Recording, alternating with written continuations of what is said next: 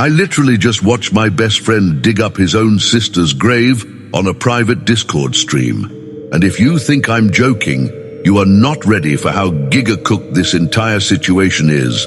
Zero warm-up. We are diving straight into the nightmare. So Liam lives in this perpetually foggy, off-the-grid town in Washington state called Oakhaven. The kind of place where the Wi-Fi drops if it rains and everyone still uses landlines. 3 weeks ago, Liam's older sister Maya suddenly dropped dead. The town doctor, who honestly looks like he hasn't renewed his medical license since 2008, said she died of a broken heart because her fiancé had just passed away in a car crash. A broken heart?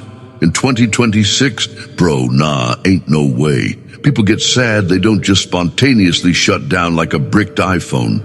Liam was coping hard, spiraling, pacing around his room doing absolutely nothing until he became obsessed with this one thought. What if she wasn't dead? What if something else took her out?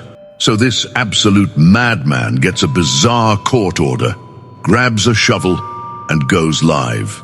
I'm sitting here at 2 a.m., the left armrest of my gaming chair digging into my ribs because it's been broken since last March, watching this dude stream a literal exhumation. He hits the wood, he pries open the lid, and bro, I need you to understand, the sound I made when the camera panned down wasn't human. Maya was not in the peaceful hands-folded position they buried her in. Her arms were thrown violently above her head. Her fingernails were completely bent backward, snapped off at the nail beds. The entire inside of the silk coffin lid was shredded. Deep, frantic gouge marks. She didn't die of a broken heart. She woke up 6 feet under in pitch darkness and slowly suffocated while trying to claw her way back to the surface. It's giving pure nightmare fuel. I watched this clip 4 times and just noticed the swarm of weird translucent flies buzzing around the open grave in the footage. Hold up, did anyone catch how many there were? The doctor completely missed it. Maya wasn't dead when they buried her. She had been bitten by one of those weird local Oakhaven flies that carry a rare strain of sleeping sickness. It slows your heart rate down so low you literally mimic a corpse. We are cooked. But if you think that's the worst part, you don't understand how deeply this timeline is fractured. Because 2 days after the funeral stream, Liam stops replying to my texts. Complete radio silence. When he finally FaceTimes me, he's sitting in a sterile white hospital bed in Seattle, and he looks like a literal ghost. He whispers that he is rotting from the inside out. He says his stomach feels like a black hole, and his skin is turning gray. And then he flips the camera, pointing it at his parents who are sitting in the corner of his hospital room, looking perfectly normal, crying over him. Liam types in the chat, "Those aren't my parents. They died of the same sickness Maya had. Those are clones. They replaced them." I actually laughed out loud out of pure shock because what in the simulation glitch is happening right now? He fully, genuinely believed his real parents were dead and replaced by skinwalkers or something. The doctors run every single blood test, every MRI, every CT scan. Everything comes back completely normal. Physically, Liam is at full health. But psychologically, he is caught in 4K, losing his grip on reality. So the neurologist decides to run a highly experimental SPECT scan. They inject his veins with a radioactive tracer dye and slide him into this massive, humming, donut-shaped machine to watch his brain function in real time. Liam texts me right before, "If I don't make it out of the tube, tell them I knew." He is claustrophobic, panicking, the machine is whirring, and then suddenly halfway through the scan, an agonizing, ungodly pain rips through his abdomen. He gets tunnel vision. His ears start ringing like a flashbang just went off. His vision goes completely black. The doctors outside the glass watch his monitors just absolutely tank. He flatlines, he goes completely limp on the sliding table. The doctor hits the emergency abort, yanking him out of the tube. Liam is dead. He literally expired in the machine. Or at least, that's exactly what Liam's brain told him. He was experiencing Cotard's syndrome, a terrifying psychological glitch where your brain fully convinces your consciousness that you are a rotting corpse, combined with Capgras syndrome, making him think his family were imposters. His brain was functionally simulating his own death.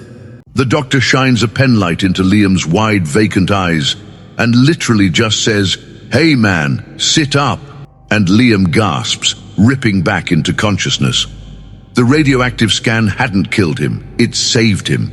It proved that the blood flow to the exact centers of his brain that process reality and facial recognition had just stopped entirely. It was like someone unplugged his frontal lobe. There was no imposter family. There was no rotting stomach. It was all a massive, catastrophic hallucination. But here is where the logic collapses completely. If Liam wasn't actually sick, if it was all just a rare psychiatric break triggered by the trauma of his sister literally being buried alive, then why did the doctors find a localized, microscopic, necrotic black spot on his abdomen? The exact same kind of black, bruised swelling that Maya had complained about before she died. They told Liam he needed psychiatric care, but I was staring at the FaceTime screen, zooming in on his hospital gown. Why is nobody talking about the black vein spider webbing up his neck? It wasn't just trauma. I spent the next 72 hours deep diving into Oakhaven's local archives, scrubbing through ancient PDF files from the 90s, completely manic.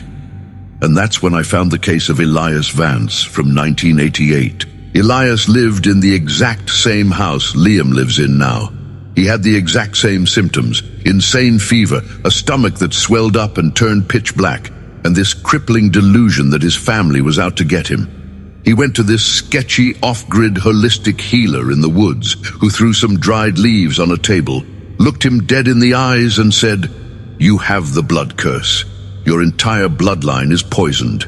You are going to die." Elias died 3 days later, violently throwing up black bile. The healer said it was a generational hex, a supernatural shadow over the family. No cure, no hope, just an agonizing fade to black.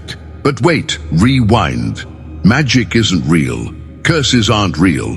But what if the curse was actually biological? What if the collective trauma of this entire town was just a cover-up for an environmental wrongness so vile nobody wanted to name it? It turns out the blood curse wasn't magic at all. It was a terrifying parasite. Deep in the damp, rotting timber of Oakhaven's older houses lives an insect locally called the ash borer bug. It's basically a mutated kissing bug. The bug itself doesn't kill you. It's physically harmless. But it carries a microscopic, devastating parasite inside its waist. It bites you in your sleep, usually near the mouth or eyes. You feel a tiny pinch, you subconsciously scratch it, and boom, you literally rub the cursed parasite directly into your own bloodstream. The parasite attacks the central nervous system, causing the Capgras delusions, the sleep sickness comas that mimic biological death, and the necrotic black tissue. It systematically dismantles your entire reality before it shuts down your major organs. Liam didn't just have a psychological break, he had the parasite. Maya had the parasite which put her into the death coma that got her buried alive. Elias had it back in 1988. But here is the absolute most unhinged part of the entire situation. The parasite doesn't always kill you immediately.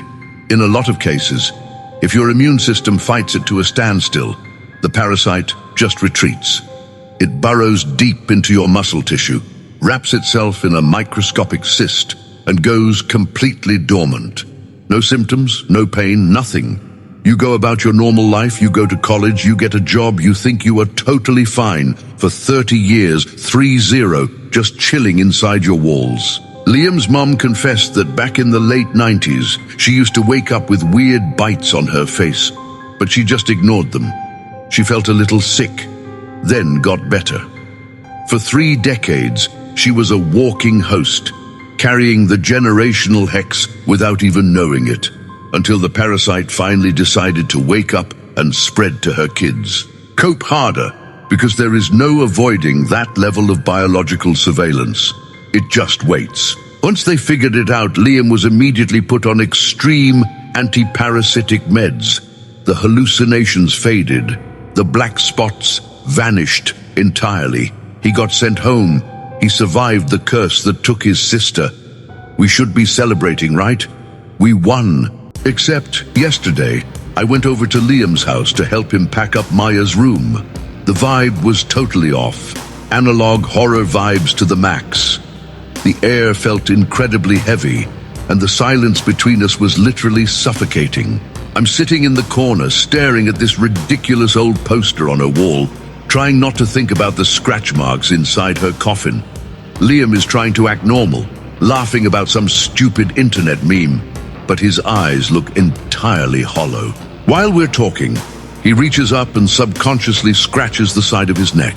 Just a quick, repetitive itch. I didn't think anything of it. But then I noticed my own arm. Right above my wrist, there's a tiny red bump, probably just a mosquito bite from walking through the overgrown yard, right? Obviously. But as Liam is talking, I find myself scratching it, over and over, ripping the top layer of skin off without even processing what my own hands are doing. I stop, my blood running completely cold. I look down at my gaming chair back home in my mind, remembering the left armrest that's been broken since March. The one I've been sitting in while video calling him every single night. The chair I bought from a sketchy thrift store in Oakhaven 3 years ago. I remember finding a weird, dried husk of a bug wedged deep in the fabric back then. I brushed it off. I'm just being paranoid. But then my phone buzzes on the desk. It's an automated email notification from my own doctor's office.